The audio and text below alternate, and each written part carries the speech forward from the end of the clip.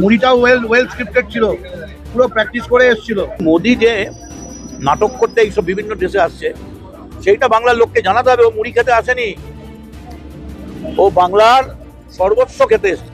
4 তারিখ দুপুর 12টায় প্রমাণ হয়ে যাবে 250 সিট নিয়ে মমতা বন্দ্যোপাধ্যায় তৃণমূল কংগ্রেসকে নিয়ে ক্ষমতায় আসছেন। টাটকা তাজা খেতেই মজা। ও লাভলি भाई हमें अपना जाल मूली खिलाओ, 10 रुपए देना है। नहीं भाई ऐसा नहीं, ज्यादा है तो ज्यादा खाएंगे। বাঙালিদের মন জয় করতে একের পর এক পদক্ষেপ নিচ্ছেন নরেন্দ্র মোদী, অমিত শাহরা। একেবারে বাঙালিদের সঙ্গে মিশে যাওয়ার চেষ্টা।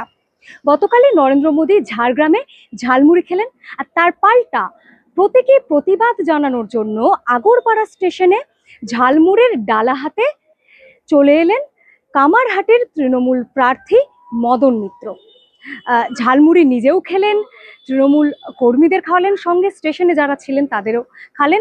যিনি দেশের প্রধানমন্ত্রী, তিনি এই অভিনেতা হিসেবে সর্বকালের সর্বশ্রেষ্ঠ অভিনেতা। এবং অভিনয়ের উনি হঠাৎ করেন না, উনি আগে প্র্যাকটিস করে স্ক্রিপ্ট ম্যানেজ করে স্ক্রিপ্ট পড়ে তৈরি করে আসেন। এই যে কালকে হঠাৎ মুড়ি খেতে চলে গেলেন, সবাই ভাবছে আরে বাপরে দেশের মোদি প্রধানমন্ত্রী। না না না, এটাও স্ক্রিপ্ট করা, প্র্যাকটিস করা।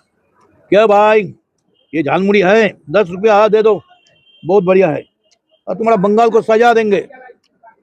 तो वो तो गदो गदो ঝালমুড়ি वाला। বাংলার মানুষ দেখছে মোদি খাচ্ছে মুড়ি, ঝালমুড়ি। বাবা এটা বেলগড়িয়া স্টেশনে মদন মিত্র খায় বসে।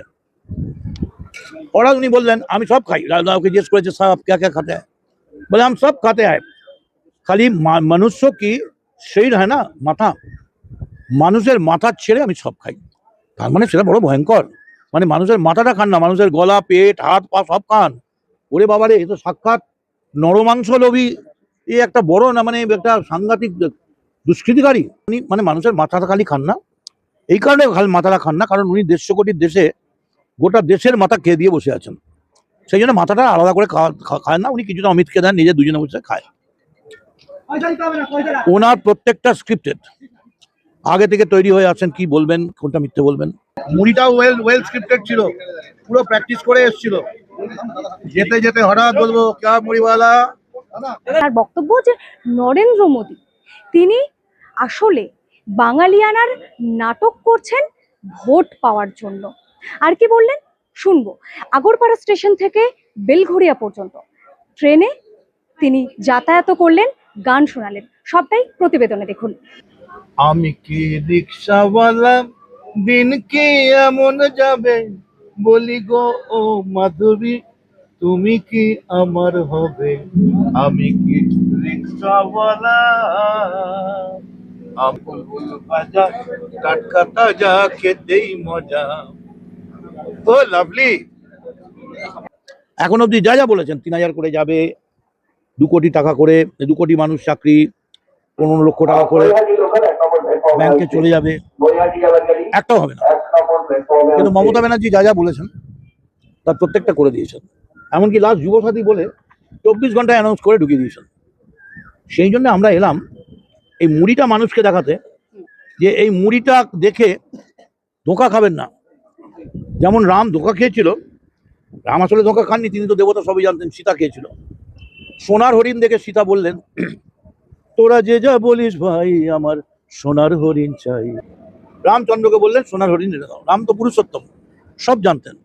এবং লক্ষণ বলে দিল দাদা ওটা মারিচ রাক্ষস, যাসনি তুই, ও ছলনা করে এসছে। তেমনি মোদি যে নাটক করতে এইসব বিভিন্ন দেশে আসছে, সেইটা বাংলার লোককে জানাতে হবে। ও মুড়ি খেতে আসেনি, ও বাংলার সর্বস্ব খেতে এসছে। তলপেট, হাত, পা, বাংলাকে খেতে এসছে। যে যখন মোদিকে বিক্রি করছে তখন একজন অবাঙালি, সে কিন্তু নিশ্চিন্ত বসে করছে। আমার খুব খুব খুশি। কিন্তু আমাদের বাঙালি যখন অন্য রাজ্যে যাচ্ছে, বাংলায় কথা বললে তাকে বলতে এই মার ধাক্কা, এ বাংলাদেশি, একে ডিটেনশন ক্যাম্পে পাঠিয়ে দাও।